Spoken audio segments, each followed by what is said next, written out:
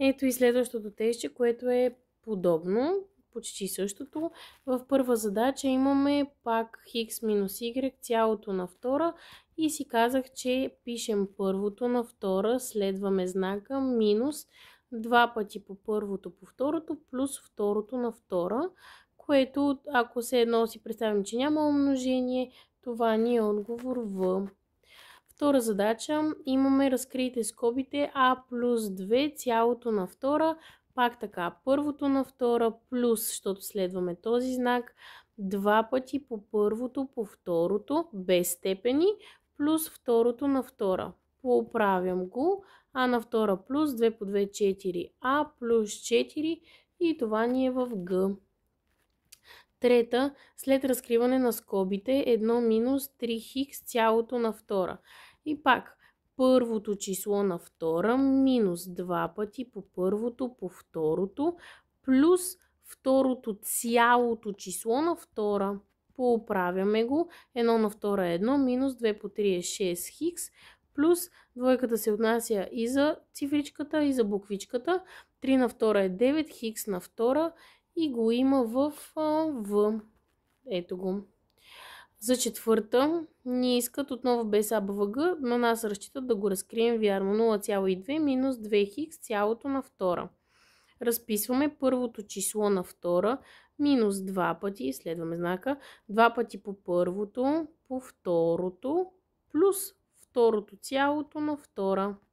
0,2 на втора означава 0,2 по 0,2, 2 по 2, 4 и вижте имаме две цифри след запетайката, затова се получава 0,4 минус сега 2 по 2, 4 по 0,2, 4 по 2, 8, т.е. 0,8 хикс плюс 2 по 2, 4 хикс на втора, двойката се отнася и за едното и за другото.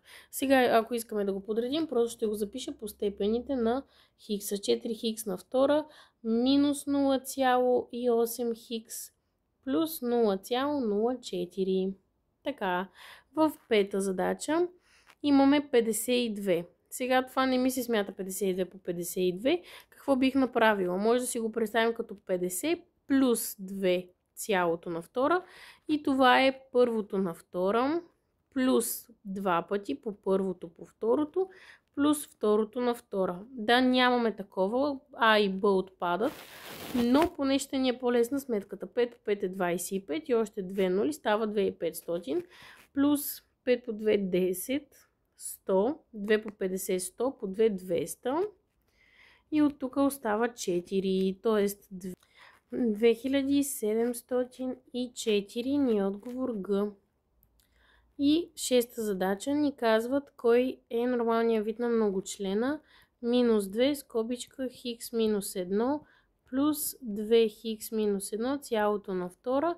Минус 2 умножава и първото и второто става минус 2 пъти хикс и минус 2 по минус 1 е плюс 2 плюс и в момента заради плюса нямаме нужда от защитна скобичка, но ако е минус слагаме.